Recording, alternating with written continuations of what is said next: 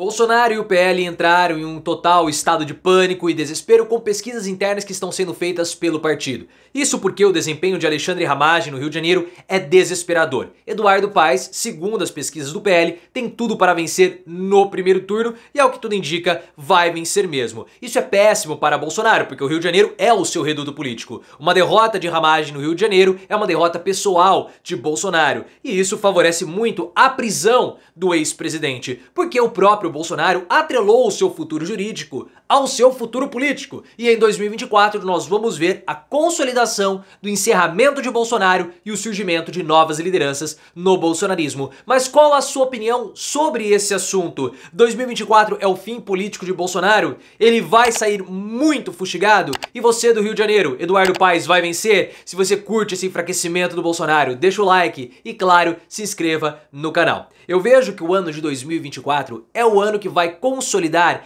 essa derrocada política do ex-presidente, que vem perdendo o capital político com o passar do tempo. Ah, mas Bolsonaro foi muito bem votado em 2022. Bolsonaro quase venceu o Lula. E aí que está a questão.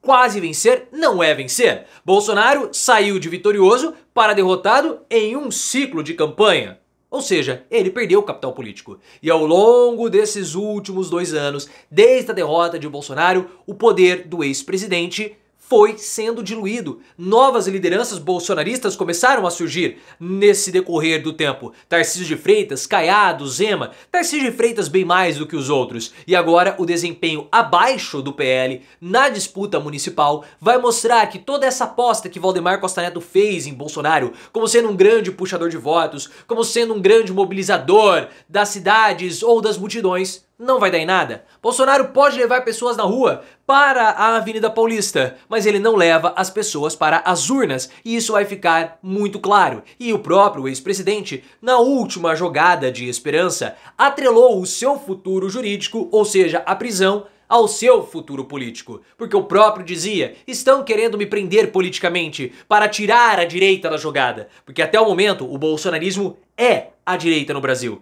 Mas novas lideranças do bolsonarismo vão surgir e vão tirar Bolsonaro da frente. E cada vez mais, esse discurso de Bolsonaro que querem prendê-lo para enfraquecer a direita em 2026 vai perder força. Porque os concorrentes na direita do Bolsonaro, Tarcísio, Zema e Caiado, vão querer que ele fique inelegível até 2030 ou talvez para sempre. E as pesquisas internas do PL têm mostrado que o cenário para Bolsonaro ele é terrível. Segundo informações da Bela Megali do O Globo, o PL tem feito pesquisas internas no Rio de Janeiro, os famosos trackings, que não são aquelas pesquisas registradas no TSE. São apenas pesquisas para que o partido possa ali tirar alguns insights, definir algumas estratégias. E essas pesquisas definiram que Bolsonaro ele é um lixo como cabo puxador de votos e que Alexandre Ramagem é um fiasco total.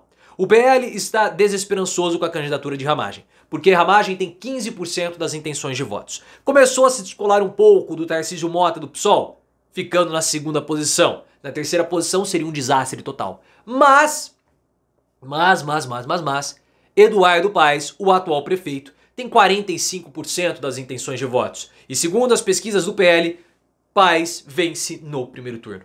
E não há como o Alexandre Ramagem derrotar o Eduardo Paes. Alexandre Ramagem não tem traquejo político, o próprio Bolsonaro admite isso. Eduardo Paes é o próprio Rio de Janeiro. Você olha pra ele, ele fica lá andando de bicicleta, camisa do Vasco, vai em reunião do Flamengo, abre o terno, mostra que ele tá com a camiseta do Vasco, o pessoal debocha dele, ele vai, debocha, ele é bonachão, ele é esperto, ele é sagaz e ele conhece o Rio de Janeiro como ninguém. Eduardo Paes, ele sabe muito bem comunicar os seus feitos, o que Ramagem não sabe, nem Carlos Bolsonaro tá apoiando a candidatura do Ramagem, não vai lá, não participa, então vai ser um enorme passeio. Eduardo Paes, eu acho que ele vai ficar até com dó de debater com Ramagem nos debates do Rio de Janeiro. Talvez Ramagem tenha até um piripaque como o Flávio Bolsonaro teve em 2016. A esperança, segundo Bela Megali, está em agosto, o mês que Alexandre Ramagem tende a decolar porque vai ficar mais atrelado a Bolsonaro. Vão mudar o nome dele, vão colocar Ramagem do Bolsonaro. Estou pensando nisso. Só que em agosto também nós vamos ter outros problemas para Ramagem. Por isso que eu vejo que não há esperança alguma para o delegado amigo íntimo de Carlos Bolsonaro. Porque a Polícia Federal está encerrando o inquérito da BIM paralela. E segundo informações da Veja, a PF pegou Carluxo. pegou o Carluxo por conta da associação do caso da BIM Paralela com as milícias digitais. E se o caso da BIM Paralela avançar, e o que tudo indica está avançando, vai ser encerrado, Alexandre Ramagem, na condição de ex-diretor da BIM, vai ser envolvido. Então Ramagem não vai poder se dedicar 100% à campanha municipal, porque ele vai ter todo o problema atrelado à BIM Paralela e as investigações que poderão levá-lo para a prisão.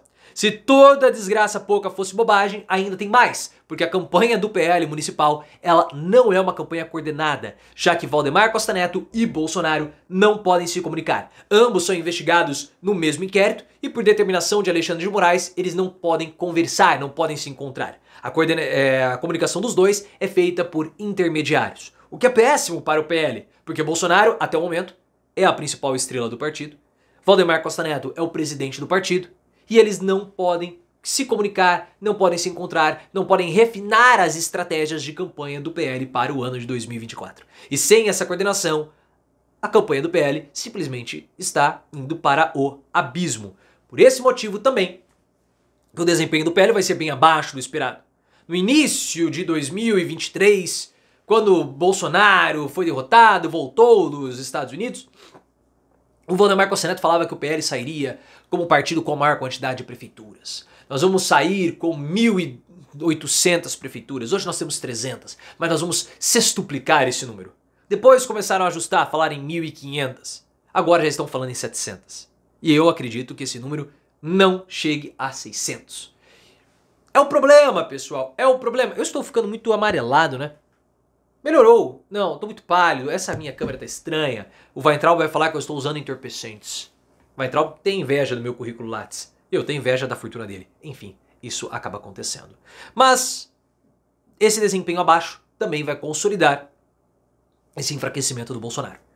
E aí, pessoal, vendo todo esse cenário, até as pessoas da mídia tradicional, que são um pouco lentinhas, começaram a perceber uma coisa. O bolsonarismo não depende mais de Bolsonaro para ser liderado. E a Camila Rocha, da Folha de São Paulo, que escreveu um texto muito mal escrito, mas bem interessante, apresentou pesquisas que ela fez, pesquisas qualitativas, ou seja, de entrevistas, com pessoas que votaram no Bolsonaro. E essas pessoas dizem reconhecer que existem outras lideranças dentro do bolsonarismo e reconhecem que se essas lideranças abraçarem os valores bolsonaristas, elas votam sem nenhum tipo de problema. Mostrando que o poder de Bolsonaro foi diluindo. E as pesquisas de intenção de votos mostram isso. Pesquisas mostram que, contra Lula no segundo turno, Bolsonaro, Michele e Tarcísio de Freitas têm o mesmo desempenho. Ou seja, não há diferença de candidatos. Há um movimento como se fosse um avatar. O movimento bolsonarista, ele entra, usa um avatar, que pode ser o avatar Bolsonaro, pode ser o avatar Michele, pode ser o avatar Tarcísio de Freitas ou pode ser qualquer avatar.